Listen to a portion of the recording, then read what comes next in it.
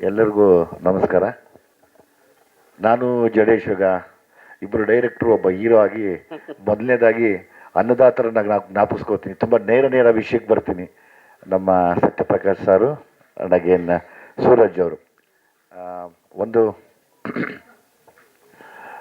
ಒಂದು ಸಿನಿಮಾ ಆಗಬೇಕಾದ್ರೆ ಮುಖ್ಯ ಅವರೇನೆ. ಅಂದರೆ ಆ ಪ್ರೊಡ್ಯೂಸರ್ಸ್ ಇಲ್ಲ ಅಂದರೆ ನಾವ್ಯಾರೂ ಇಲ್ಲ ಇವತ್ತು. ಸೊ ಹಾಗಾಗಿ ಅವ್ರನ್ನ ಜ್ಞಾಪಿಸ್ಕೊಂಡು ನಿಮ್ಗೊಂದು ಥ್ಯಾಂಕ್ಸ್ ಹೇಳ್ತಾ, ವಿಶೇಷವಾಗಿ ಹುಟ್ಟಿದಬ್ಬದ ದಿವಸ ನಾವು ಶೂಟಿಂಗ್ ಮಾಡ್ತಿರೋದು, ನನ್ನ ಅಭಿಮಾನಿಗಳಲ್ಲಿ ಕ್ಷಮೆ ಕೇಳ್ತೀನಿ. 2 ವರ್ಷ ಕಂಟಿನ್ಯೂಸ್ ಆಗಿ ಊರಿನಲ್ಲಿ ಹುಟ್ಟಿದಬ್ಬ ಮಾಡ್ತಿದ್ದೆ. ಸ್ಪೆಷಲಿ ಈ ಸರಿ ಡೇಟ್ಗಳು ಎಲ್ಲ ದೊಡ್ಡ ದೊಡ್ಡ ಆರ್ಟಿಸ್ಟ್ಗಳಿರೋದ್ರಿಂದ ಡೇಟು ಎಲ್ಲವೂ ಸಮಸ್ಯೆ ಆಗುತ್ತೆ ಅಂತೇಳಿ, ಇಲ್ಲ ಹುಟ್ಟಿದಬ್ಬದ ದಿವಸ ಶೂಟಿಂಗ್ ಮಾಡೋಣ ಅಂಥೇಳಿ ನಾವು ಶೂಟಿಂಗ್ ಮಾಡ್ತಾಯಿದ್ದೀವಿ. ಅದೊಂದು ಖುಷಿ ಇದೆ ನನಗೆ. ಎಲ್ಲೋ ಹುಟ್ಟಿದಬ್ಬಕ್ಕೆ ಎಲ್ಲೋ ಹೊರಗಡೆ ಹೋಗ್ದಿರ ಕೆಲಸ ಮಾಡ್ತಾ ಇದ್ದೀನಿ ಅನ್ನೋ ತುಂಬ ಒಂದು ಖುಷಿ ಇದೆ. ಸೊ ಹಾಗಾಗಿ ಅಭಿಮಾನಿಗಳನ್ನ ನಾನು ಕ್ಷಮೆ ಕೇಳ್ಕೊತೀನಿ.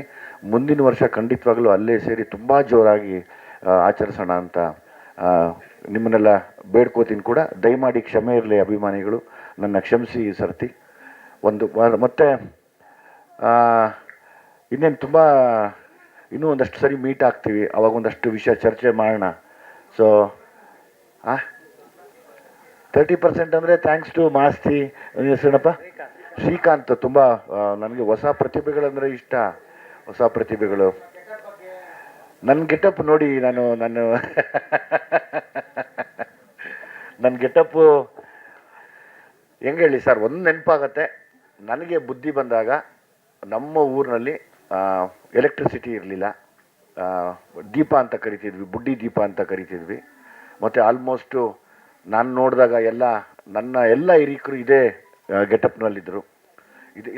ಇದರ ಸ್ವಲ್ಪ ಚೆನ್ನಾಗಿದೆ. ಇನ್ನು ಮಾಸ್ಲು ಬಟ್ಟೆ ಉಟ್ಕೊಂಡು ಎಲ್ಲರೂ ನಮ್ಮಲ್ಲಿ ಜಾತಿ ಧರ್ಮ ಆ ಥರ ಯಾವುದು ಭೇದ ಭಾವ ಇಲ್ದಿರ ಒಟ್ಟಿಗೆ ಬೆಳೆದಂಥ ಒಂದು ಒಳ್ಳೆ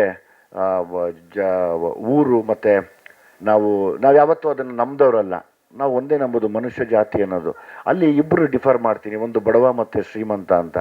ಸೊ ಹಂಗಾಗಿ ಎಲ್ಲ ಬಡವರ ಹೋಲುವಂಥ ಒಂದು ಕತೆ ಯಾವಾಗಲೂ. ಅಂದರೆ ಪ್ರತಿಯೊಬ್ಬ ಶ್ರೀಮಂತರಾಗಕ್ಕೂ ಅವನು ಬಡವನಿಂದನೇ ಪಾಸಾಗಿ ಶ್ರೀಮಂತನಾಗಬೇಕು. ಸೊ ಹಂಗಾಗಿ ಒಬ್ಬ ಬಡವನ ಮನೆ ಕತೆ ಅಂದರೆ ಅದು ನಂದು ಕೂಡ ತಮ್ಮದು ಕೂಡ ಅಂದ್ಕೊಂಡಿರ್ತೀನಿ ಅಂತ ಭಾವಿಸ್ತೀನಿ ನಾನು. ಸೊ ಹಾಗಾಗಿ ನಾನು ಯಾವಾಗಲೂ ಬೆಳಗ್ಗೆ ಕೂಡ ಒಬ್ಬರು ಪತ್ರಕರ್ತರಿಗೆ ಹೇಳಿದೆ, ಹೌದು ನಾನೆಲ್ಲ ಬಡವರು ಮನೆಗೆ ಪ್ರತಿನಿಧಿಸ್ತೀನಿ, ಬಣ್ಣ ಗಿಣ್ಣ ಎಲ್ಲ ಇರೋದ್ರಿಂದ ಆ ಥರದ ಸಬ್ಜೆಕ್ಟ್ಗಳನ್ನ ನನಗೆ ಸೂಟಬಲ್ ಆಗುವಂಥ ಸಬ್ಜೆಕ್ಟ್ಗಳನ್ನ ಆಯ್ಕೆ ಮಾಡ್ಕೋತೀನಿ ಅನ್ನೋದು ಒಂದು. ನಾನು ಆವಾಗ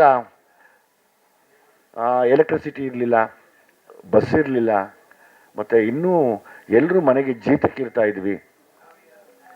ಆಲ್ಮೋಸ್ಟ್ ಹೇಳ್ತೀನಿ ನಿಮ್ಗೆ ಅದು ಅಂತ 80s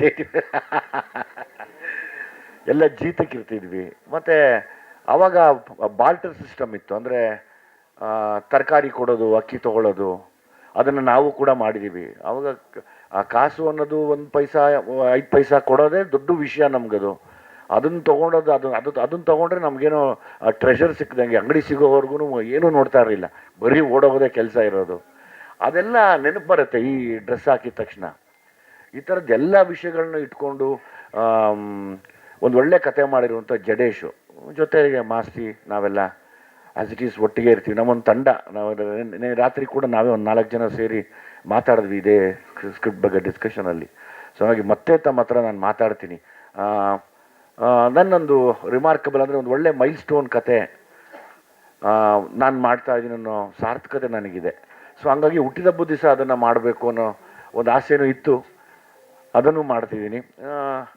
ಅದು ಬಿಟ್ಟರೆ ನಿಮ್ಮೆಲ್ಲರ ಪ್ರೀತಿ, ಆಶೀರ್ವಾದ, ಆರೈಕೆ, ಸಲಹೆ ಅದು ಯಾವಾಗಲೂ ಬಯಸ್ತೀನಿ. ಯಾಕೆಂದರೆ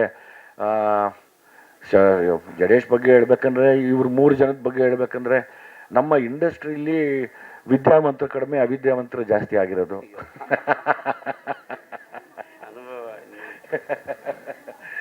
ಸೊ ಹಂಗಾಗಿ ಒಬ್ಬ ಬಡವನ ಕಥೆನ, ನಿಮ್ಮೆಲ್ಲರ ಮನೆ ಕಥೆನ ನಾನು ಮಾಡ್ತಿದ್ದೀನಿ. ಎಲ್ಲರ ಆಶೀರ್ವಾದ ಇರಲಿ ಅಂತ ಕೇಳ್ತೀನಿ. ಇಲ್ಲಿ ವರ್ಕ್ ಮಾಡ್ತಿರುವಂಥ ನಮ್ಮ ಸ್ವಾಮಿ ಕರ್ಣ, ನಮ್ಮ ಸುಧಾಕರ್, ನಿಮ್ಮ ಫ್ರೆಂಡ್ ಹೆಸರು ಸುಧಾಕರನ್ ಅವರು, ಎಂಟೈರ್ ತಂಡಕ್ಕೆ ಥ್ಯಾಂಕ್ಸ್ ಹೇಳ್ತೀನಿ ಇಲ್ಲಿ. ಸ್ವಾದಿಷ್ಟತೆಯ ಸ್ವಾದ, ತಾಜಾತನದ ಆಹ್ಲಾದ, ಉತ್ತಮ ಆರೋಗ್ಯ ಮತ್ತು ಹೆಚ್ಚಿನ ರೋಗ ನಿರೋಧಕ ಶಕ್ತಿಯ ವೃದ್ಧಿಗೆ ಈಗ ನಿಮಗೆ ಸಿಗುತ್ತಿದೆ ಉತ್ತಮ ಗುಣಮಟ್ಟದ ಪೌಷ್ಟಿಕಾಂಶ Shri Vaidik millet health mix. ಇದು ಸಿರಿಧಾನ್ಯಗಳ ಸಂಪತ್ತು.